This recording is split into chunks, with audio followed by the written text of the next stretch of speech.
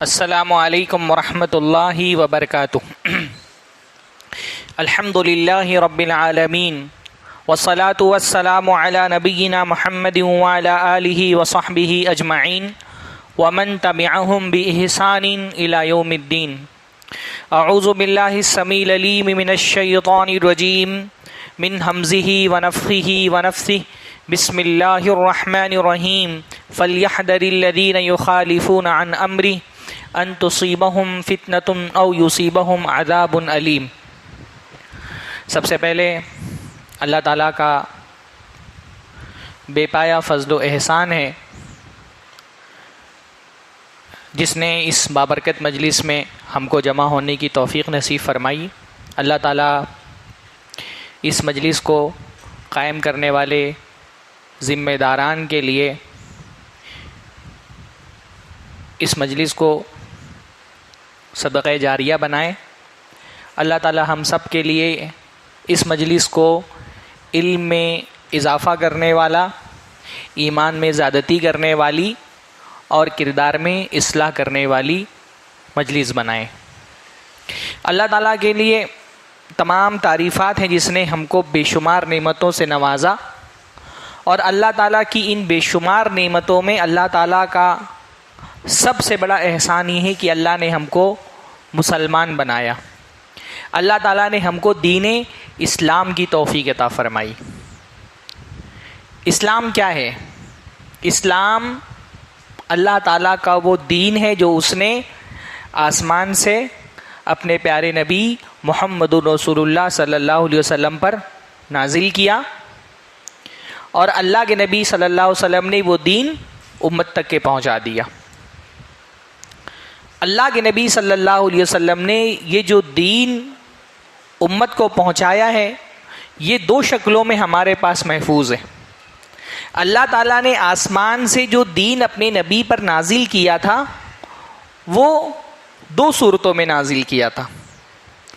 دین اس وحی کا نام ہے جو وحی پیارے نبی محمد رسول اللہ صلی اللہ علیہ وسلم پر اتری، اور اللہ کے نبی صلی اللہ علیہ وسلم پر جو وحی اتری وہ کتنی طرح کی ہے؟ دو طرح کی۔ ایک ہے وحی مطلوع اور ایک وحی غیر مطلوع۔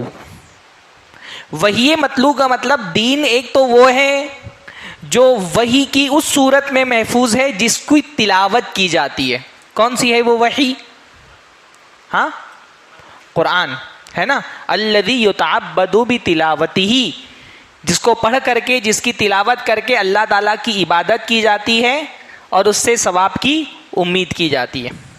تو ایک وحی اللہ کے نبی صلی اللہ علیہ وسلم پر اترتی تھی جو قرآن کی صورت میں محفوظ ہے، لیکن کہ اللہ کے نبی پر صرف قرآن بطور وحی نازل ہوا ہے؟ نہیں، اللہ کے نبی پر قرآن بھی بطور وحی نازل ہوا، اور قرآن کے علاوہ بھی اللہ کے نبی صلی اللہ علیہ وسلم پر وحی اترتی تھی۔ اس وحی کا نام کیا ہے؟ وحی غیر مطلوع۔ اللہ کے نبی صلی اللہ علیہ وسلم پر دین قرآن کی صورت میں بھی نازل ہوتا تھا، اور بہت سارے دینی احکام اللہ کے نبی صلی اللہ علیہ وسلم پر قرآن کے علاوہ بھی اللہ تعالیٰ بطور وحی نازل کرتا تھا۔ صرف قرآن اللہ تعالیٰ نے وحی کی صورت میں نازل نہیں کیا، قرآن کے علاوہ بھی اللہ کے نبی صلی اللہ علیہ وسلم پر وحی نازل ہوتی تھی۔ اللہ کے نبی نے فرمایا اوتیت القرآن ومثلہ معہ، مجھے قرآن دیا گیا ہے اور قرآن جیسی ایک چیز اور بھی دی گئی ہے۔ قرآن کے علاوہ بھی اللہ کے نبی صلی اللہ علیہ وسلم پر وحی کا نزول ہوتا تھا۔ اللہ نے فرمایا ان علینا جمعہ وقرآنہ فاذا قرأناہ فاتبع قرآنہ ثم ان علینا بیانہ۔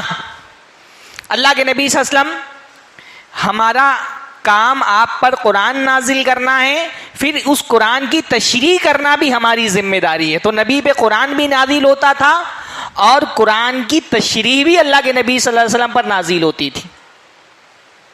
تو دین کی ایک شکل جو ہمارے پاس ہے وہ کیا ہے؟ اللہ تعالیٰ کا کلام، اور دین کی دوسری شکل جو ہمارے پاس ہے وہ کیا ہے؟ اللہ کے نبی صلی اللہ علیہ وسلم کی حدیثیں۔ دین انہی دو چیزوں کا نام ہے۔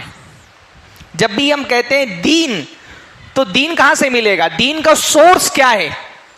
دین کہاں سے حاصل کرنا ہے. دین آج دنیا میں کس شکل میں محفوظ ہے؟ صرف دو ہی شکلوں میں محفوظ ہے. پہلا کیا؟ اللہ کا کلام، اور دوسرا پیارے نبی محمد رسول اللہ صلی اللہ علیہ وسلم کی حدیثیں. حدیث میں اللہ کے نبی صلی اللہ علیہ وسلم کے اقوال، یعنی وہ باتیں جو اللہ کے نبی نے کہیں.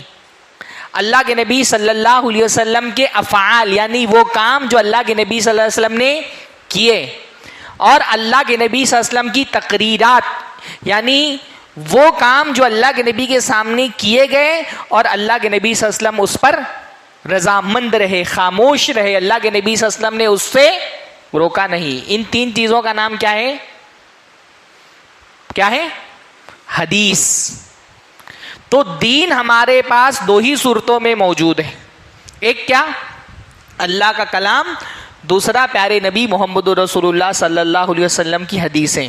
جب بھی کسی عمل کے بارے میں ہم یہ دعویٰ کریں گے کہ یہ عمل دین کا حصہ ہے، تو اس کی دلیل ہم کو کہاں سے دینی پڑے گی؟ یا تو اللہ کی کتاب سے، یا تو رسول اللہ صلی اللہ علیہ وسلم کے حدیث سے. امت اگر گمراہی سے بچنا چاہتی ہے تو اس کو دو چیزیں مضبوطی سے پکڑ کر کے رکھنی ہے، نہیں چھوڑنی ہے. اللہ نے کیا فرمایا؟ ترکت فیکم امرین لن تضلوا ما تمسکتم بہما. دو چیزیں میں تم میں چھوڑ کر کے جا رہا ہوں، جب تک ان دونوں کو مضبوطی سے پکڑے رہو گے دنیا کی کوئی طاقت تم کو گمراہ نہیں کر سکتی. کیا چھوڑ کے گئے اللہ کے نبی صلی اللہ علیہ وسلم ہمارے لیے؟ کیا چیز ہے جس کو پکڑ کر کے رکھنے کا اللہ تعالیٰ نے ہم کو حکم دیا ہے؟ کتاب اللہ و سنتی. اللہ تعالیٰ کی کتاب اور پیارے نبی محمد رسول اللہ صلی اللہ علیہ وسلم کی سنت. سنت کا مطلب حدیث. سنت کی تعریف اصطلاح میں وہی ہے جو حدیث کی تعریف ہے. کل ما نسب الی النبی صلی اللہ علیہ وسلم من قول او فعل او تقریر. اللہ کے نبی صلی اللہ علیہ وسلم کی سنت، انہی دو چیزوں کا نام دین ہے. اللہ کا بڑا احسان ہے، اللہ تعالیٰ نے یہ جو ہمارا دین ہے، یہ دین زمین کا دین نہیں ہے. یہ دین کہاں کا دین ہے؟ آسمان کا دین ہے. یہ دین کہاں سے نازل ہوا ہے؟ آسمان سے نازل ہوا. دین کے نام پہ جو کچھ بھی ہم عمل کر رہے ہیں، یہ عمل کہاں سے ثابت ہوتا ہے؟ یہ آسمان سے نازل. ہمارا دین آسمان سے نازل ہونے والا دین ہے. ہم سے کہا گیا ہے آسمان سے اترنے والے احکام کی اتباع کرو. اتبعوا ما انزل الیکم من ربکم. اتباع کرو اس دین کی جو تمہارے رب کی طرف سے نازل کیا گیا ہے. بھئی یہ نمازیں ہم پڑھتے ہیں کہاں سے اتری ہیں؟ زمین پر گڑی گئی ہیں؟ ہاں، کہ اللہ کے نبی کی وفات کے بعد کوئی کمیٹی بیٹھی اور اس نے سوچا یہ مسلمان بہت فری رہتے ہیں، چلو ان کو کچھ مشغول کیا جائے، ایسا کرتے ہیں 5 ٹائم کی نمازیں بنا لیتے ہیں مسلمانوں کو بزی رکھنے کے لیے. ایسا ہوا؟ نمازیں کہاں سے اتری بھائی؟ آسمان سے اتری نا. اللہ کے نبی صلی اللہ علیہ وسلم گئے معراج میں، اور اللہ کے نبی صلی اللہ علیہ وسلم پر کتنے وقت کی نمازیں فرض کی گئیں؟ 50 وقت کی. پھر کیا ہوا؟ نیچے آئے، حضرت موسیٰ سے ملاقات ہوئی. حضرت موسیٰ نے کہا کہ 50 نمازیں آپ کی امت پر بھاری پڑ جائیں گی، وہ ادا نہیں کر پائیں گی. اچھا، حضرت موسیٰ نے جب کہا، اللہ کے نبی صلی اللہ علیہ وسلم کو حضرت موسیٰ کی بات صحیح لگی، تو اللہ کے نبی نے کیا ایسا کیا، ٹھیک ہے 50 نمازیں بہت بھاری ہیں تو میں اس کو کم کر کے 5 کر دیتا ہوں. ایسا کیا اللہ کے نبی نے. پھر کیا کیا اللہ کے نبی نے؟ کیا کرنا پڑا اللہ کے نبی کو؟ واپس اوپر جانا پڑا. ہاں، کیونکہ اس دین میں کیا رہے گا کیا نہیں رہے گا اس کا فیصلہ نیچے نہیں ہوتا، اس کا فیصلہ کہاں ہوتا ہے؟ اوپر ہوتا ہے. تو نمازیں کم کرانی تھی. ایک بات حضرت موسیٰ بھی سمجھ رہے کہ ہونا چاہیے، رسول اللہ بھی سمجھ رہے ہونا چاہیے. ایک چیز کو حضرت موسیٰ بھی حسنہ سمجھ رہے ہیں اور اللہ کے نبی بھی حسنہ سمجھ رہے ہیں، لیکن دونوں مل کر کے اس دین میں کوئی کمی زیادتی کرنے کا اختیار نہیں رکھتے. کیا کرنا پڑا ان کو؟ آسمان پہ جانا پڑا، کیونکہ یہ دین آسمان سے اترا ہے. ہاں، اس کی نماز، اس کے روزے کہاں سے اترے؟ آسمان سے اترے. ہاں کس نے روزے فرض کیے؟ اللہ نے فرض کیے. یا ایھا الذین آمنوا کتب علیکم الصیام. کہاں سے اتری یہ آیت؟ آسمان سے اتری. اس دین کا حج کہاں سے اترا؟ آسمان سے اترا. وَأَتِمُّ الْحَجَّ وَالْعُمْرَةَ لِلَّهِ. حج و عمرہ کس کے لیے مکمل کرو؟ اللہ کے لیے مکمل کرو. اس امت کی عیدیں کہاں سے اتری؟ عید کس نے نازل کی بھائی اس امت کی؟ آسمان سے اتری ہیں. رسول اللہ صلی اللہ علیہ وسلم جب مدینہ میں تشریف لائے تو مدینہ کے لوگ 2 دن عید مناتے تھے. سال کے 2 دن تہوار مناتے تھے. اللہ کے رسول نے پوچھا یہ کیا ہے؟ تو لوگوں نے کہا یہ ہمارے تہوار کے دن ہیں, اس دن ہم عید مناتے ہیں. تو اللہ کے نبی صلی اللہ علیہ وسلم نے فرمایا قد ابدل اللہ لکم بخیر منہما. اللہ تعالیٰ نے ان 2 عیدوں سے کے بدلے میں 2 بہتر عیدیں تم کو دے دی ہیں. کس نے دے دی ہیں؟ اللہ نے دی ہیں. ہماری عیدیں بھی کہاں سے اترتی ہیں؟ آسمان سے اتری ہوئی ہیں. ہمارا دین الحمدللہ آسمانی دین ہے, زمین پر نہیں گڑھا گیا ہے. دین کیا ہے؟ جو آسمان سے نازل ہو. اور بدعتیں کیا ہیں؟ جو زمین پر گڑھی جائیں, جو زمین پر بنائی جائیں. دین کیا ہے؟ جو اللہ تعالیٰ نے بنایا. بدعتیں کیا ہیں؟ جو انسان بناتے. ہمارا دین آسمانی دین ہے, اور یہ آسمانی دین 2 ہی شکلوں میں محفوظ ہے. ایک اللہ تعالیٰ کی کتاب کی شکل میں, اور دوسرا پیارے نبی محمد الرسول اللہ صلی اللہ علیہ وسلم کی حدیثوں کی شکل میں. جتنا دین اللہ کو نازل کرنا تھا اللہ نے سارا دین دنیا میں صرف ایک انسان پر نازل کیا. کیا نام ہے اس انسان کا؟ کیا نام ہے؟ محمد صلی اللہ علیہ وسلم. جتنا دین اللہ کو نازل کر, بھائی ہم کیا کرتے ہیں؟ ہمارے کلمے کے 2 جز ہیں نا, لا الہ الا اللہ اور محمد رسول اللہ. لا الہ الا اللہ کا مطلب کیا ہے؟ نہیں ہے کوئی سچا معبود سوائے اللہ کے. لا الہ الا اللہ ہم کو کیا بتاتا ہے؟ عبادت کس کی کرنی ہے؟ اللہ کی کرنی ہے. لا الہ الا اللہ ہم کو بتاتا ہے عبادت کس کی کرنی ہے. کلمے کا دوسرا جز کیا ہے؟ بولو بھائی, جواب دیں گے تو تقریر نکلے گی اندر سے. دوسرا جز کیا ہے؟ محمد رسول اللہ. محمد اللہ کے رسول ہیں. اس کا کیا مطلب ہے کہ عبادت کس کی کرنی ہے؟ یہ لا الہ الا اللہ. اور عبادت کیسی کرنی ہے؟ یہ محمد الرسول اللہ. یہ محمد صلی اللہ علیہ وسلم بتائیں گے کہ اللہ کی عبادت کیسے کرنی ہے. بھائی زندگی کے 2 مسئلے ہیں نا, عبادت کس کی کرنی ہے اس کا حل کہاں ملتا ہے؟ لا الہ الا اللہ سے. اور عبادت کیسے کرنی ہے اس کا حل کہاں پر ہے؟ محمد رسول اللہ میں. اللہ کی وہی عبادت اللہ تعالیٰ کیا ویلڈ ہوگی جس پر محمد صلی اللہ علیہ وسلم کی مہر لگی ہوئی ہو. جس عبادت پر اللہ کے نبی صلی اللہ علیہ وسلم نے مہر نہیں لگائی وہ عبادت کتنی ہی مشقت سے کی گئی ہو, اللہ تعالیٰ کے ہاں اس کی کوئی حیثیت نہیں ہے. صاف سیدھی بات. اہل حدیث کے 2 ہی اصول, اطیع اللہ و اطیع الرسول. عبادت صرف اللہ کی اور عبادت صرف رسول اللہ کے طریقے پر. رسول بتائیں گے اللہ کی عبادت کیسے کرنی ہے. آپ اپنے طور پہ کوئی عبادت کا طریقہ ایجاد کر لیں, بڑی محنت مشقت سے. دھوپ میں ایک آدمی کھڑا ہو گیا ہاتھ اٹھا کر کے. کیوں کھڑے ہو ہاتھ اٹھا کر کے؟ اللہ تعالیٰ کی عبادت کر رہا ہوں. پسینے میں شرابور ہے, بہت اخلاص کے ساتھ اللہ کی عبادت کر رہا ہے. قبول ہوگی اس کی عبادت اللہ کے حضور میں؟ کیوں نہیں قبول ہوگی؟ کیونکہ اس پہ رسول اللہ کی مہر نہیں لگی ہے. رسول کی مہر جب کسی عبادت پہ لگتی ہے نا تو وہ عبادت اللہ تعالیٰ کے ویلڈ ہوتی ہے. بھائی جیسے سکے ہوتے ہیں نا, ہاں کوئی نوٹ ہے, جب تک نوٹ پہ ریزرو بینک آف انڈیا کی مہر نہ لگی ہو اس کی کوئی حیثیت ہے؟ ہاں اس سے کوئی سامان خرید سکتے ہیں آپ؟ نہیں نا. جیسے کسی کرنسی پر, کرنسی کتنی بھی بڑی ہو, کرنسی کتنی بھی بڑی ہو، اگر اس پہ ریزرو بینک کی مہر نہیں لگی تو اس کرنسی کی کوئی حیثیت نہیں ہے نا. ایسے عبادت کتنی بھی عظیم ہو، اگر اس عبادت پر پیارے رسول نے ویلڈ ہونے کا ٹھپا نہیں لگایا، وہ عبادت اللہ تعالیٰ کے ہاں قبول نہیں. کوئی عبادت چھوٹی سی ہو لیکن اگر رسول اللہ کی مہر لگی ہے تو عبادت اللہ کی نظر میں بہت بڑی ہے. ہاں، آپ 2000 کا نوٹ لے آئے بغیر ریزرو بینک کے، ٹھپے کے، کوئی حیثیت نہیں. آپ 100 روپے کا نوٹ لیں جس پر ریزرو بینک کی مہر لگی ہے تو اس کی ایک قیمت ہے. ہاں، یہی معاملہ اللہ کے نبی صلی اللہ علیہ وسلم کی سنت کا ہے. نبی دنیا میں آئے یہ بتانے کے لیے کہ اللہ کی عبادت کیسے کرنی ہے.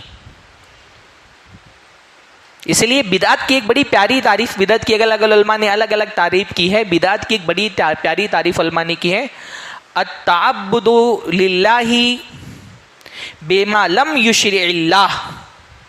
اللہ کی عبادت ایسے عمل سے کرنا جس کو اللہ تعالیٰ نے شریعت میں نہیں رکھا ہے، یہ بدعت ہے. کوئی آدمی اللہ کو خوش کرنے کے لیے عبادت کر رہا ہے پر عمل عبادت کا وہ کر رہا ہے جس کو اللہ نے شریعت میں نہیں رکھا، رسول اللہ نے اس پر مہر نہیں لگائی، تو وہ عبادت اللہ تعالیٰ کے ہاں قبول نہیں ہے. اللہ کی عبادت کیسی کرنی ہے یہ اللہ تعالیٰ نے پیارے رسول صلی اللہ علیہ وسلم کو بتا دیا. پورا دین اللہ کے نبی کی وفات کے ساتھ اس دین پر مہر لگ گئی، دین کمپلیٹ ہو گیا. الیوم اکملت لکم دینکم واتممت علیکم نعمتی ورضیت لکم الاسلام دینا. آج کے دن ہم نے تمہارا دین تم پر کمپلیٹ کر دیا، مکمل ہو گیا دین رسول اللہ پر. رسول اللہ کی وفات کے ساتھ وحی کے نزول کا سلسلہ بند ہو گیا. اب دنیا میں کبھی جبرائیل دین لے کر کے زمین پر نازل نہیں ہوں گے. دین لے کر کے نازل ہونے کا جو سلسلہ تھا وہ صرف اللہ کے رسول کی وفات تک باقی تھا. رسول اللہ کی وفات دین کے نزول کے سلسلے کا اختتام ہے. جتنا دین اللہ تعالیٰ نے دنیا میں انسانوں کے لیے نازل کرنا تھا سارا دین اللہ نے پیارے نبی پر نازل کر دیا. ایسا نہیں کہ اللہ کے رسول نے کچھ چیزیں بچا کر کے رکھی تھی اللہ تعالیٰ نے جو رسول اللہ کے بعد اللہ تعالیٰ کسی اور پہ نازل کرے گا، ہے نا. نماز، روزہ، حج، زکوٰۃ، عیدیں، تہوار، ساری چیزیں اللہ تعالیٰ نے اپنے رسول پر نازل کر دی الحمدللہ. اور جتنا دین نبی پر نازل کیا گیا تھا نبی نے اتنا دین امت تک کے پہنچا دیا. نبی صلی اللہ علیہ وسلم نے اپنے پاس کچھ بھی بچایا نہیں ہے. ایک ایک چیز اللہ کے نبی صلی اللہ علیہ وسلم پر جو نازل کی گئی رسول اللہ نے وہ صحابہ تک پہنچایا، صحابہ نے وہ پوری امت تک پہنچا دیا. نبی صلی اللہ علیہ وسلم نے فرمایا ما ترکت شیئا یقربکم الی اللہ تعالی الا وقد امرتکم بہ. میں نے کوئی چیز ایسی نہیں چھوڑی جو تم کو اللہ سے قریب کرنے والی ہو لیکن میں نے تم کو بتا دیا. اللہ سے قریب کرنے والی کوئی چیز ایسی نہیں ہے جو میں نے چھپائی ہو تم کو. نہ ہر چیز اللہ کے نبی صلی اللہ علیہ وسلم نے امت کو بتا دی. وما ترکت شیئا یبعدکم عن اللہ تعالی الا وقد نہیتکم عنہ. اور میں نے کوئی چیز ایسی نہیں چھوڑی جو تم کو اللہ سے دور کرنے والی ہو لیکن میں نے تم کو اس سے روک دیا. جتنا دین رسول اللہ پہ نازل ہوا تھا اتنا دین رسول اللہ نے امت تک کے پہنچا دیا. کچھ بھی اللہ کے نبی صلی اللہ علیہ وسلم نے چھپایا نہیں. اللہ کے نبی صلی اللہ علیہ وسلم نے عرفہ کے میدان میں صحابہ کو جمع کر کے باقاعدہ اللہ تعالیٰ کو گواہ بنایا کہ کیا میں نے اللہ تعالیٰ کا دین تم تک کے پہنچا دیا؟ صحابہ نے کہا بلا یا رسول اللہ. ہاں اللہ کے نبی صلی اللہ علیہ وسلم. اللہ تعالیٰ نے فرمایا، اللہ کے نبی نے فرمایا اللہم اشہد، اللہ تعالیٰ تو گواہ رہنا. اللہ نے دین رسول اللہ پہ نازل کیا، رسول اللہ نے یہ دین امت تک کے پہنچا دیا. اور جتنا دین رسول اللہ نے امت تک پہنچا دیا اتنا دین ہماری نجات کے لیے کافی ہے. ہم کو مزید اور کسی چیز کی ضرورت نہیں ہے. اللہ تعالیٰ نے، اللہ کے رسول نے قرآن دے دیا، اللہ کے رسول صلی اللہ علیہ وسلم کی حدیثیں موجود ہیں. یہ قرآن اور یہ سنت ہماری نجات کے لیے کافی ہے. ہم کو کسی نئی چیز کی ضرورت نہیں ہے. حضرت عبداللہ ابن عباس غالباً انہوں نے فرمایا اتبعوا، ابن عمر نے کہا اتبعوا، اتباع کرو، ولا تبتدعوا، نئی نئی چیزیں ایجاد مت کرو، دین میں بدعتیں ایجاد مت کرو، فقد کفیتم، کیونکہ تمہارے لیے رسول اللہ کا لایا ہوا دین کافی ہو گیا ہے۔ ہمارے یہاں بحث چلتی ہے نا، بدعت حسنہ، بدعت سیئہ، اچھی بدعت، بری بدعت۔ ہم کہتے ہیں بھائی اچھی بدعت بری بدعت کی بحث کو سائیڈ میں رکھو ابھی، کہ بدعت اچھی ہوتی یا بری ہوتی ہے۔ پہلے یہ بتاؤ بدعت ایجاد کرنے کی ضرورت کیوں پیش آئی آپ کو؟ بات سمجھ آ رہی ہے؟ ہاں، کیا رسول اللہ کا لایا ہوا دین ناکافی ہے؟ اس میں کوئی کمی رہ گئی ہے؟ اس کے اندر کوئی خلل ہے کہ تم کو دین میں نئی نئی چیزیں ایجاد کرنی پڑ رہی ہیں؟ بھائی رسول اللہ نے جتنی نمازیں دے دیں، کیا وہ نمازیں کافی نہیں ہیں ہماری نجات کے لیے؟ رسول اللہ نے جتنی نمازیں دے دیں، کیا وہ ہماری نجات کے لیے کافی؟ بھائی رسول اللہ نے 5 وقت کی فرض نمازیں بتا دی، ان فرض نمازوں کے ساتھ 12 رکعتیں جو سنت پڑھی جاتی ہیں وہ بتا دی۔ نبی صلی اللہ علیہ وسلم نے بتایا صبح کے وقت میں آپ صلاۃ الضحیٰ پڑھ لیں، چاشت کی نماز پڑھ لیں، رات میں تہجد کی نماز پڑھ لیں، استخارہ کی نماز بتائی اللہ کے نبی صلی اللہ علیہ وسلم نے۔ عام نوافل کی بھی اجازت دی کہ انسان جب نوافل پڑھنا چاہے تب وہ نوافل پڑھ لے۔ نماز میں 12 رکعتوں کے علاوہ بھی کچھ رکعتوں کی فضیلت اللہ کے رسول صلی اللہ علیہ وسلم نے بتا دی۔ جتنی نمازیں رسول اللہ نے بتائیں کیا وہ کم ہیں؟ پھر نئی نماز ایجاد کرنے کی ضرورت کیوں ہے؟ ہاں، جتنی نمازیں رسول اللہ نے بتا دی، کیا اتنی نمازیں پڑھ کر کے ہم جنت نہیں جا سکتے؟ ہماری کوئی دینی حاجت تھی جو رسول اللہ نے پوری نہیں کی کہ اللہ کے بندوں کو ایک صلاۃ غوثیہ ایجاد کرنی پڑ گئی؟ سنا ہے کبھی آپ نے نام؟ ہاں، ایک مخصوص قسم کا نام ہے، ایک مخصوص قسم کی نماز ہے، اس نماز کا کیا نام ہے؟ صلاۃ غوثیہ۔ اعلیٰ حضرت کی کتاب میں بھی اس کا ذکر موجود ہے، میں نے تو دیکھا ایک مستقل کتاب صلاۃ غوثیہ پر ہے۔ پتہ نہیں کیسے وہ 2 رکعت پڑھتے ہیں، پھر اس کے بعد تھوڑا سا ادھر منہ دائیں بائیں پتہ نہیں کہاں منہ کر کے کچھ 4-5 قدم چلتے ہیں، نئی نماز ایجاد کر۔ کیا اللہ تعالیٰ کا لایا ہوا دین بدعتی کا پرابلم یہ ہے نا کہ اس کو لگتا ہے رسول اللہ نے جتنا بتایا اتنا کم ہے، مجھے اور کرنا ہے، رسول اللہ سے بھی آگے بڑھنا ہے۔ اتباع نام ہے رسول اللہ کے پیچھے چلنے کا، اور ابتداع یعنی بدعتیں ایجاد کرنا، یہ کیا اس کا یہ نام ہے رسول اللہ سے آگے بڑھنے کا۔ ایک چیز ہے اتباع اور ایک چیز کیا ہے؟ ابتداع۔ ابتداع کا مطلب کیا ہوتا ہے؟ بدعتیں ایجاد کرنا۔ اتباع کرنے والا کیا کرتا ہے؟ رسول اللہ کے پیچھے چلتا ہے، اور ابتداع کرنے والا کیا کرتا ہے؟ نہیں، میں رسول نے اتنا کیا، میں رسول اللہ سے آگے بڑھوں گا، اور اللہ کے رسول صلی اللہ علیہ وسلم نے اتنی نمازیں پڑھی، مجھے نئی نماز ایجاد کرنی کچھ جو رسول اللہ نے بھی نہ پڑھی ہو، رسول اللہ نے بھی نہ بتائی ہو۔ تو اتنی ساری نمازیں ہونے کے باوجود بھی وہ رسول اللہ کے لائے ہوئے دین پہ مطمئن نہیں ہے، اس کو کافی نہیں سمجھ رہا، تو اس نے ایک نئی نماز ایجاد کر لی، صلاۃ غوثیہ۔ الگ ایک نماز پڑھوں گا میں، صلاۃ غوثیہ۔ ہاں، الگ الگ مارکیٹ میں بہت ساری ایسی نمازیں آپ کو ملیں گی جس کا اللہ کے رسول سے کوئی ثبوت نہیں ہے۔ رسول اللہ نے بتایا وضو کرنے سے پہلے کیا پڑھنا ہے؟ بسم اللہ، اور وضو ختم کرنے کے بعد کیا پڑھنا ہے؟ وضو ختم کرنے کی دعا ہے نا، اللہ کے نبی صلی اللہ علیہ وسلم نے بتایا لا الہ الا اللہ، اور وہ کیا ہے وضو کے بعد کی دعا؟ ہاں، اللہم اجعلنی من التوابین وجعلنی من المتطہرین۔ کافی ہے نا؟ بدعتی کو لگتا ہے اتنا ہی، بس 2 ہی دعائیں، تو اس نے اس میں نئی نئی چیزیں ایڈ کر دی۔ چہرہ دھونے کی دعا، آپ کو بعض دعاؤں کی کتاب میں چہرہ دھونے کی دعا ملے گی، ہاتھ دھونے کی الگ دعا، پیر دھونے کی الگ دعا، وضو کے درمیان کے بھی اذکار ایڈ کر۔ اس کو لگتا ہے رسول اللہ نے کم بتایا۔ اللہ کے رسول نے بتایا اذان دو، اذان دینے کے بعد کیا کرو؟ درود پڑھو، اور اس کے بعد اللہم رب ھذی دعوتی تامہ بتا دیا کہ اذان کے بعد کی ہے دعائیں۔ بدعتی کو لگتا ہے کم ہے تو کچھ ایڈ کرو اس کے اندر، تو اس نے اذان سے پہلے بھی ایک درود ایڈ کر دیا۔ بدعتی اللہ کے رسول کے لائے ہوئے دین سے مطمئن نہیں ہوتا، اس کو لگتا ہے یہ کم ہے تو میں کچھ اور اس میں بڑھاؤں. اللہ کے رسول نے کہا تھا اذان ختم ہونے کے بعد درود پڑھنا ہے, اس نے اذان سے پہلے بھی ایک درود بڑھا دیا. دیتے ہیں نا ہمارے یہاں اذان سے پہلے درود پڑھتے ہیں لوگ. اللہ کے رسول نے بتایا 2 عیدیں ہیں سال کی ہمارے پاس, عید الفطر اور عید الاضحیٰ. بدعتی کو لگا نہیں یہ تو بہت کم ہے, دوسرے لوگ اتنے سارے تہوار منا رہے ہیں, ہمارے پاس صرف 2 عیدیں, تو میں اس میں کچھ بڑھاتا ہوں. تو اس نے ایک تیسری عید ایجاد کر لی. ہاں, جو روافظ ہیں انہوں نے ایجاد کر لیا عید غدیر, اور جو روافظ نہیں ہیں انہوں نے بھی ایک عید ایجاد کر لی, عید میلاد. اب ایسا ہو رہا ہے کہ عید میلاد 3 عیدیں بھی ان کو کافی نہیں لگ رہی.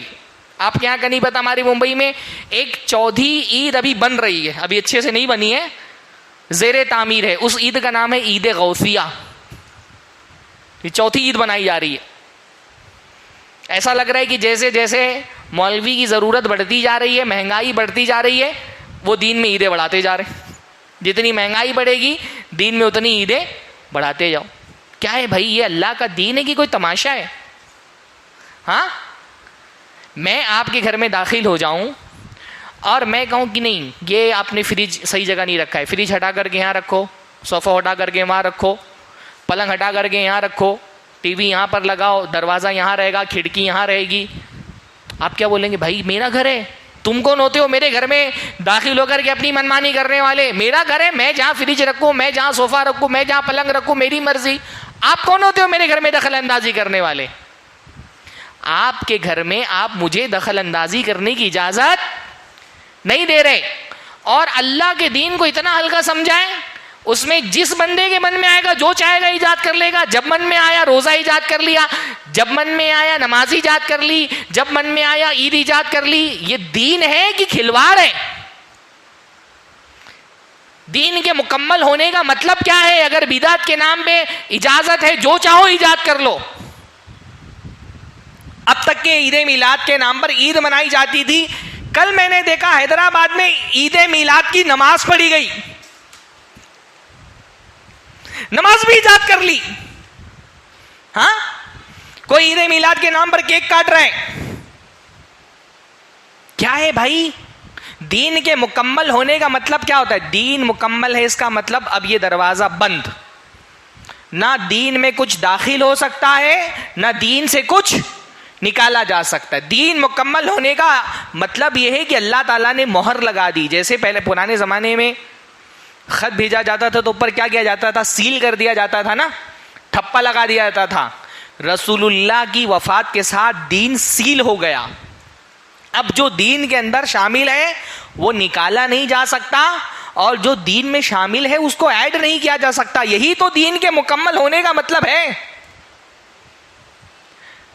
اگر بدعت حسنہ کے نام پر ابھی بھی دروازہ کھلا ہے کہ نئی نئی چیزیں دین میں ایڈ کی جا سکتی ہے, اس کا مطلب نعوذ باللہ اللہ تعالیٰ نے دین مکمل ہی نہیں کیا تھا. یہ کھلواڑ ہے دین کے ساتھ میں. اللہ تعالیٰ سے جس کو محبت ہے, جو جنت میں جانا چاہتا ہے, اس کو اللہ تعالیٰ نے کیا کہا ہے؟ رسول اللہ کے پیچھے چلنا ہے. قل ان کنتم تحبون اللہ فاتبعونی یحببکم اللہ. اللہ کے نبی صلی اللہ علیہ وسلم بتا دیجئے, اگر تم اللہ سے سچی محبت کرتے ہو تو کیا کرنا ہے تم کو؟ نئی نئی چیزیں ایڈ کرنا ہے, دماغ چلاتے رہنا ہے, کیا کیا چیزیں اچھی دین کے اندر اور بنائی جا سکتی ہے. نہیں, اپنی طرف سے اچھی اچھی چیزیں دین میں ایڈ نہیں کرنا ہے. کرنا کیا ہے؟ فاتبعونی, مجھے فالو کرو, میرے پیچھے آؤ. جتنا رسول اللہ نے کیا اتنا کرو. اگر اللہ تعالیٰ کی جنت پانا چاہتے ہو, رسول اللہ سے آگے بڑھنے کی کوشش مت کرو. بدعتی کیا سوچتا ہے, میں رسول اللہ سے آگے بڑھ جاؤں. رسول سے آگے بڑھ کر کے کوئی جنت نہیں جا سکتا. کیا فرمایا اللہ تعالیٰ نے قرآن مجید کے اندر؟ یا ایھا الذین آمنوا لا تقدموا بین یدی اللہ ورسولہ. اے لوگوں جو ایمان لائے ہو, اللہ اور اس کے رسول سے آگے مت بڑھو, رسول کے پیچھے رہو. جتنا رسول نے کیا اتنا کرو, جہاں رسول نے رک دیا وہاں رک جاؤ. کیا اچھا ہے کیا برا ہے یہ طے کرنے کے لیے اللہ تعالیٰ نے رسول بھیجا ہے. تم کو نہیں ذمہ داری دی کہ تم طے کرو یہ اچھا ہے یہ برا ہے. اتباع نام ہے رسول کو فالو کرنے کا، اپنی خواہشات کو فالو کرنے کا نام نہیں ہے. بدعتی کیا کرتا ہے؟ وہ اللہ کے رسول کو چھوڑ کر کے اپنی خواہشات کو فالو کرتا ہے. مجھے یہ اچھا لگ رہا ہے. بھائی دین وہ نہیں جو آپ کو اچھا لگتا ہے، دین وہ ہے جو رسول اللہ کو اچھا لگا ہے. آپ کو کیا اچھا لگتا ہے وہ دین نہیں بنے گا، لوگوں کو کیا اچھا لگا وہ دین نہیں ہے. دین وہ ہے جو رسول اللہ کو اچھا لگا. حسنہ کیا ہے؟ حسنہ کیا ہے؟ لقد کان لکم فی رسول اللہ اسوۃ حسنہ. تمہارے لیے اللہ کے رسول کا طریقہ حسنہ ہے. تم نے جو ایجاد کیا وہ حسنہ نہیں ہے. حسنہ کیا ہے؟ رسول کا طریقہ. تم کو کیا اچھا لگ رہا ہے؟ اللہ تعالیٰ نے کہا اگر تم اللہ سے سچی محبت کرتے ہو تو وہ کرو جو تم کو اچھا لگتا ہے. نہیں، اللہ نے کہا اللہ سے سچی محبت ہے تو وہ کرو جو رسول نے کیا ہے. حضرت امیر معاویہ رضی اللہ تعالی عنہ ایک مرتبہ حضرت عبداللہ ابن عباس کے ساتھ کعبۃ اللہ کا طواف کر رہے تھے. طواف کرتے ہوئے آپ لوگوں نے اگر حج کیا ہے، عمرہ کیا ہے تو پتہ ہوگا نا، کعبہ کے 2 ارکان کا استلام ہوتا ہے. کون کون سے ارکان کا؟ حجر اسود کا اور رکن یمانی کا، ہے نا. اللہ کے رسول صلی اللہ علیہ وسلم 2 ارکان کا استلام کرتے تھے. حضرت ابن عباس نے دیکھا حضرت امیر معاویہ 4 ارکان کا استلام کر رہے ہیں، 4 ارکان کا استلام کر رہے ہیں. تو ابن عباس نے ٹوکا، کہا کہ آپ 4 ارکان کا استلام کیوں کر رہے ہیں؟ اللہ کے رسول صلی اللہ علیہ وسلم نے تو صرف 2 ارکان کا استلام کیا ہے، حجر اسود کا اور رکن یمانی کا. تو حضرت امیر معاویہ نے کہا لیس شیء من البیت مہجورا. کتنی پیاری بات کہی انہوں نے اپنے حساب سے کہ یہ تو کعبۃ اللہ ہے، کعبۃ اللہ کا تو ایک ایک حصہ احترام اور تقدیس کے لائق ہے، تو اس کا کوئی بھی رکن کیوں چھوڑا جائے؟ سارے ارکان کا استلام کرو. کعبۃ اللہ کو عزت ہی تو دے رہا ہوں، اس سے اپنی محبت کا اور احترام کا اظہار ہی تو کر رہا ہوں، تو کیوں کوئی رکن چھوڑا جائے؟ بھائی سارے ارکان کا استلام کر لیتا ہوں. نیت بہت اچھی تھی ماشاءاللہ ان کی، اور کام بھی جو کر رہے تھے وہ کوئی برا کام تو نہیں، استلام ہی تو کر رہے تھے، احترام ہی تو دے رہے تھے، اللہ تعالیٰ کے گھر کی تعظیم ہی تو کر رہے تھے، کوئی برا کام کر رہے تھے نہیں. جب یہ بات حضرت امیر معاویہ نے کہی کہ اللہ کے گھر کا کوئی بھی حصہ کیوں چھوڑا جائے، تو حضرت ابن عباس نے بڑی پیاری بات کہی. انہوں نے کہا لقد کان لکم فی رسول اللہ اسوۃ حسنہ. تمہارے لیے اللہ کے رسول کا اسوہ حسنہ ہے، اللہ کے رسول کا طریقہ بہتر ہے. جو کام رسول اللہ نے کیا وہی بہتر ہے. کیا بہتر ہے یہ طے کرنے کے لیے اپنا دماغ نہیں لگانا ہے کہ میرا دماغ کہہ رہا ہے کہ یہ بہتر ہے. کیا بہتر ہے، کیا اچھا ہے، یہ طے کرنے کے لیے رسول اللہ کا طریقہ دیکھنا ہے. اور رسول اللہ نے 2 ارکان کے علاوہ کسی رکن کا استلام نہیں کیا. تو جب یہ آیت پڑھی حضرت ابن عباس نے تو حضرت امیر معاویہ نے فرمایا صدقتا، آپ نے بہت صحیح بات کی. واقعتاً رسول کے طریقے سے اچھا کسی کا طریقہ نہیں ہو. جتنا رسول اللہ نے کیا اتنا کرو. اگر رسول اللہ نے 2 ارکان کا استلام کیا تو 4 ارکان کا استلام نہیں کیا جا سکتا. تو رسول اللہ نے 2 عید منائی تو سال میں 4 عید کیسے منائی جا سکتی ہے بھائی؟ جس رکن کا رسول اللہ نے استلام نہیں کیا، اگر اس کا استلام نہیں کیا جا سکتا، جو جس دن اللہ کے رسول نے عید نہیں منائی اس دن عید کیسے منائی جا سکتی ہے؟ کتنی کامن سینس کی بات ہے. اہل حدیث کی دعوت الحمدللہ کتنی پیاری، کتنی لاجیکل، کتنی آسانی کے ساتھ سمجھ میں آنے والی ہے اگر بندہ اندھے تعصب کا شکار نہ ہوا ہو تو. ابن عمر رضی اللہ تعالیٰ عنہ، سنن ترمذی کی صحیح روایت ہے کہ ان کے پاس ایک آدمی آیا اور اس آدمی کو چھینک آئی تو اس نے کہا الحمدللہ والسلام علی رسول اللہ. چھینک آئی تو کیا کہا؟ الحمدللہ، ساری تعریف اللہ کے لیے ہے. والسلام علی رسول اللہ، اور رسول اللہ پر سلامتی ہو. کتنی پیاری بات کہی تھی بھائی اس نے. ہاں، رسول پر سلامتی بھیج رہا ہے، درود پڑھ رہا ہے، اس سے بڑی اور بات کیا ہو سکتی ہے؟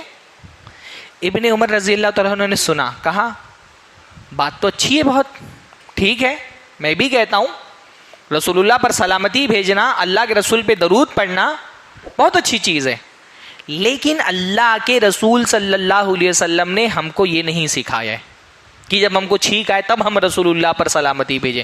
اللہ کے رسول نے ہم کو یہ سکھایا ہے کہ جب چھینک آئے تو ہم کہیں الحمدللہ علی کل حال. تو جو رسول اللہ نے سکھایا وہ کرو، اپنی طرف سے کچھ نئی چیزیں ایجاد مت کرو. ہمارے زمانے کا بدعتی ہوتا تو حضرت ابن عمر کو کہہ دیتا کہ یہ رسول اللہ صلی اللہ علیہ وسلم کی درود سے روک رہے. بھائی درود، دنیا کا کون سا انسان کہہ سکتا ہے کہ درود پڑھنا یہ بدعت سیئہ ہے؟ ہاں، حسنہ اور سیئہ، حسنہ اور سیئہ کیا ہے یہ ہم اپنے دماغ سے طے نہیں کریں گے. بظاہر دیکھنے میں بہت اچھا لگ رہا تھا کہ درود ہی پڑھ رہے ہیں، پر حضرت عبداللہ ابن عمر نے اس کو منع کر دیا. دین اس کا نام ہے. حضرت سعید ابن المسیب رحمہ اللہ بیٹھے ہوئے تھے، ایک آدمی فجر کی نماز پڑھنے کے لیے آیا، 2 رکعت نماز پڑھی سنت، پھر نماز پڑھے جا رہا ہے، تو اس کو بٹھا دیا ہاتھ پکڑ کے، کہا یہ کیا کر رہے ہو؟ رسول اللہ نے فجر کی اذان کے بعد فرض سے پہلے صرف 2 رکعت سنت پڑھی ہے. تو اس نے فرمایا ایعذبنی اللہ علی الصلاۃ، کہ سعید ابن المسیب بڑے تابعی ہیں، کہا کہ اللہ تعالیٰ کیا مجھے نماز پڑھنے کی وجہ سے عذاب دے گا؟ نماز ہی تو پڑھ رہا ہوں، رکوع سجدہ کر رہا ہوں. تو حضرت سعید ابن المسیب نے فرمایا اللہ تعالیٰ تم کو نماز پڑھنے کی وجہ سے عذاب نہیں دے گا، وَلَكِنْ يُعَذِّبُكَ عَلَى خِلَافِ السُّنَّةِ، تم کو عذاب دے گا کیونکہ تم سنت کی مخالفت کر رہے ہو. سنت کی مخالفت یعنی اگر رسول اللہ نے 2 رکعت سے زیادہ نہیں پڑھی تو 2 رکعت سے زیادہ نہیں پڑھنا سنت ہے. جو کام نبی نے نہیں کیا اس کام کا نہیں کرنا سنت ہے. کسی چیز کا تقاضا موجود تھا، کوئی معنی موجود نہیں تھا، پھر بھی رسول اللہ نے نہیں کیا تو اس کا نہیں کرنا سنت ہے. بھائی اللہ کے رسول کے زمانے میں کیا پرابلم تھا کہ اللہ کے رسول کی پیدائش کا دن رسول اللہ کی زندگی میں بھی تو آتا تھا، کیوں نہیں منایا اللہ کے رسول نے؟ بھائی کچھ چیزیں ایسی تھیں جو رسول اللہ نے اس لیے نہیں کی کیونکہ کوئی مانع موجود تھا، کوئی رکاوٹ تھی. تراویح کی نماز اللہ کے نبی صلی اللہ علیہ وسلم نے پورے مہینہ نہیں پڑھائی، صرف 3 دن پڑھائی. کیوں نہیں پڑھائی؟ ایک رکاوٹ موجود تھی نا. کیا رکاوٹ تھی وہ؟ کہ کہیں فرض نہ ہو جائے. خشیت ان یفرض علیکم، مجھے ڈر ہے کہ کہیں تم پر ایک چیز اللہ کے نبی کرنا چاہ رہے تھے، کسی رکاوٹ کی وجہ سے نہیں کر سکے. تقاضا اس کا موجود تھا لیکن ایک رکاوٹ تھی، اس وجہ سے نہیں کر سکے. اللہ کے نبی کی وفات کے بعد اس کو کرنا بدعت نہیں ہے. یا ایک چیز کا تقاضا ہی اللہ کے نبی کے زمانے میں موجود نہیں تھا. اللہ کے نبی کے زمانے میں قرآن پر اعراب لگانے کا تقاضا موجود نہیں تھا کیونکہ لوگوں کو عربی آتی تھی. نبی صلی اللہ علیہ وسلم کی وفات کے بعد جب اجمی لوگ اسلام میں داخل ہونے لگے، ان کو اگر بغیر اعراب کے قرآن دے دیا جائے تو نہیں پڑھ پائیں گے. ایک چیز کا تقاضا اللہ کے رسول کے زمانے میں نہیں تھا، اس لیے نہیں ہوا. بعد میں تقاضا پیدا ہو گیا، اس تقاضے کی وجہ سے بھی اگر وہ کام کیا گیا تو وہ بھی بدعت نہیں ہے. پر جس چیز کا تقاضا موجود تھا اور بدعت اور معنی کوئی موجود نہیں تھا پھر بھی اللہ کے رسول نے وہ کام نہیں کیا تو ایسی چیز کیا ہے؟ ایسی چیز بدعت ہے اللہ کے رسول کے بات کرنا. حضرت امام، آخری واقعہ بتا کے بات ختم کرتا ہوں. حضرت امام مالک رحمہ اللہ کے پاس ایک آدمی آیا، اس نے کہا مجھے عمرہ کرنے جانا ہے، تو میں ایسا سوچ رہا ہوں کہ مدینہ سے، مسجد نبوی سے، اللہ کے نبی کی قبر سے ہی احرام باندھ کر کے جاؤں، یہیں سے احرام باندھوں، یہیں سے تلبیہ پکاروں اور یہیں سے احرام باندھ کر کے عمرہ کرنے کے لیے جاؤں. بھئی اس آدمی کو کتنا اللہ کے رسول سے محبت رہی ہوگی. اللہ کے رسول صلی اللہ علیہ وسلم نے مدینہ والوں کی میقات کیا طے کی ہے؟ مدینہ والوں کی میقات کیا ہے؟ ذوالحلیفہ ہے نا. میقات سمجھتے ہیں نا، جہاں سے حاجی احرام باندھ کر کے اور تلبیہ پکارتے ہوئے جاتے ہیں. تو مدینہ والوں کی میقات ذوالحلیفہ ہے. اس کو اللہ کے رسول سے اتنی محبت تھی کہ کہا میں ذوالحلیفہ سے کیوں, اللہ کے نبی کی قبر سے ہی احرام باندھ کر کے جاتا ہوں, یہیں سے تلبیہ پکارتا ہوں, یہیں سے میرا احرام شروع ہو جائے گا. اتنی محبت اللہ کے رسول سے. اس محبت کے باوجود جب اس نے امام مالک سے اجازت چاہی تو امام مالک نے کہا نہیں, مدینہ والوں کی میقات ذوالحلیفہ ہے, وہاں سے احرام باندھ کر کے جاؤ, وہاں سے تمہارا احرام شروع ہوگا. اس نے کہا, امام مالک نے کہا مجھے تم پر فتنے کا خوف ہے, فتنے میں پڑ جاؤ گے, ایسا مت کرو. تو اس آدمی نے کہا اس میں فتنے کی کیا بات ہے, چند میلوں ہی کا تو فاصلہ ہے, یہ تو مدینہ سے ذوالحلیفہ چند میلوں کا فاصلہ ہے, اگر کچھ میل پہلے ہی میں احرام باندھ لوں اور تلبیہ پکارنے لگوں, کیا کرے, کوئی گناہ تھوڑی کرے گا, احرام ہی باندھے گا, کچھ چیزیں اپنے اوپر حرام کر لے گا, تلبیہ پکارے گا, شہادت اللہ تعالیٰ کی توحید کی گواہی دے گا, لبیک اللہم لبیک لبیک لا شریک لک لبیک, کوئی گناہ کا کام تھوڑی کرے گا. کہا میں کوئی گناہ کا کام کروں گا کہ آپ کہہ رہے ہیں فتنے کا خوف ہے, تو چند میلوں کا فاصلہ ہے.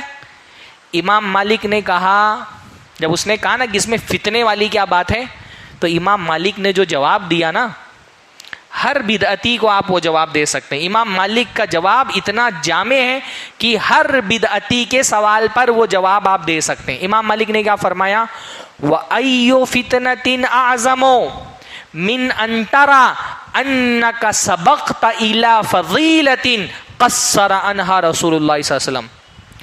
اس سے بڑا فتنہ اور کیا ہوگا کہ تم کو لگتا ہے کہ ایک چیز کی فضیلت تم کو پتا چل گئی جو رسول اللہ کو بھی نہیں پتا تھی. مدینہ سے مسجد نبوی سے احرام باندھنا اگر کوئی فضیلت کا کام تھا تو یہ پہلے کس کو پتا چلنا چاہیے تھا, رسول اللہ کو. رسول اللہ کو نہیں پتا چلا کہ مسجد نبوی سے احرام باندھنا فضیلت کا کام ہے, تم کو پتا چل گیا, اس سے بڑے فتنے کی بات اور کیا ہو سکتی ہے. پھر انہوں نے فرمایا فَلْيَحْذَرِ الَّذِينَ يُخَالِفُونَ عَنْ أَمْرِهِ أَن تُصِيبَهُمْ فِتْنَةٌ أَوْ يُصِيبَهُمْ عَذَابٌ أَلِيمٌ. ڈرنا چاہیے ان لوگوں کو جو رسول اللہ کے حکم کی مخالفت کرتے ہیں کہ کہیں وہ فتنے کے شکار نہ ہو جائے, اللہ کا عذاب آ کر کے ان کو نہ پکڑ لے. یہ امام مالک کا قول ہر بدعتی کے لیے آپ بول سکتے ہیں. اس سے بڑا فتنہ اور کیا ہو سکتا ہے کہ رسول اللہ کی پیدائش کے دن عید منانا ثواب کا کام ہے, یہ رسول اللہ کو نہیں پتا چلا, تم کو پتا چل گیا. اس سے بڑھ کر کے فتنہ اور کیا ہو سکتا ہے کہ معراج کی رات میں عبادتیں کرنا ثواب کا کام ہے, رسول اللہ کو نہیں پتا چلا, تم کو پتا چل گیا. اس سے بڑھ کے فتنہ اور کیا ہو سکتا ہے کہ رجب کے کنڈے بنانا ثواب کا کام ہے, اللہ کے رسول کو تو نہیں پتا تھا, تم کو پتا چل گیا. ہر بدعتی کی بدعت پر امام مالک کا یہ قول ثابت آتا ہے. فتنہ ہے, بدعت فتنہ ہے. بدعتی رسول اللہ صلی اللہ علیہ وسلم سے زیادہ جاننے کا دعوے دار ہے, مجھے رسول اللہ سے بھی زیادہ پتہ ہے. میرے بھائیوں, آخری بات, اللہ تعالیٰ کو آپ سے زیادہ نہیں چاہیے, اللہ تعالیٰ کو آپ سے رسول اللہ کے موافق چاہیے.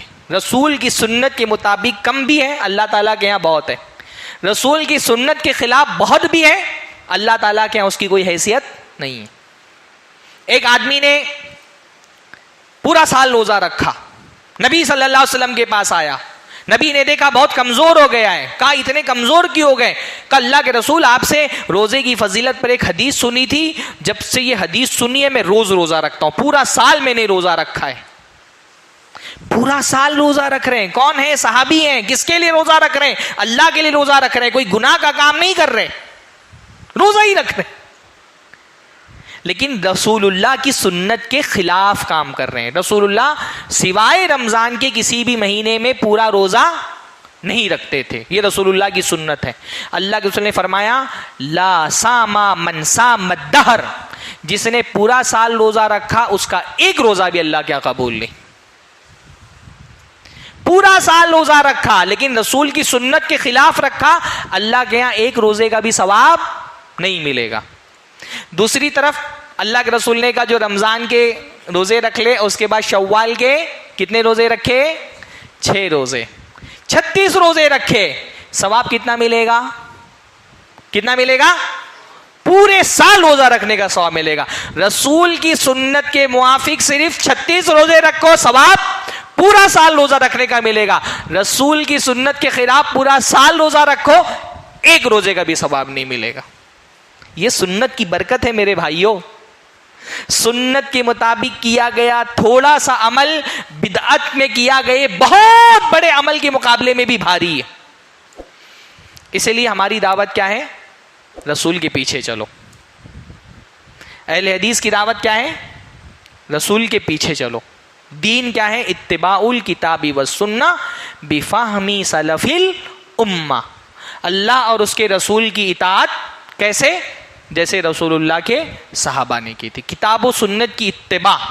لیکن اس اتباع میں بھی شرط کیا ہے؟ کیونکہ میرا موضوع ہے نا کتاب و سنت کی اتباع. کتاب و سنت کی اتباع کرنی ہے، لیکن اس کے ساتھ ایک تیسری شرط بھی ہے. اور وہ شرط کون سی ہے؟ صحابہ کے فہم کے مطابق کرنی، اپنی مرضی سے نہیں کرنی ہے. میں نے پڑھا قرآن کی آیت فَلْيَفْرَحُوا، اللہ تعالیٰ نے کہا ہے اللہ کے فضل اور رحمت سے خوش ہو جاؤ، چلو اب عید منانا، عید میلاد. اس آیت کا مطلب عید میلاد منانا ہے. بھائی یہ آیت پہلے صحابہ کرام نے پڑھی ہے. صحابہ نے اس پر عمل کیا کہ نہیں عمل کیا؟ قرآن کی کوئی آیت ہے جس پر صحابہ نے عمل نہیں کیا اور ہم عمل کریں گے؟ اگر اس آیت کا مطلب عید میلاد منانا ہے تو پہلے صحابہ نے منائی ہوگی. دین سمجھنے کے معاملے میں ہم آزاد نہیں ہیں، ہم صحابہ کے فہم کے پابند ہیں. بہرحال اللہ تعالیٰ توفیق نصیب فرمائے ہم سب کو کہ ہم زندگی اسی اتباع اور اطاعت کے راستے پر گزاریں. اللہ رب العالمین مسلمان بنا کر کے، اہل حدیث بنا کر کے زندہ رکھے، اور اللہ تعالیٰ اسی دین پر چلنے، اسی منہج پر چلنے کی زندگی میں بھی توفیق نصیب فرمائے، اور اسی دین اور اسی منہج پر اللہ تعالیٰ ہم کو موت بھی دے. وآخر دعوانا الحمد للہ رب العالمین. السلام علیکم ورحمۃ اللہ وبرکاتہ.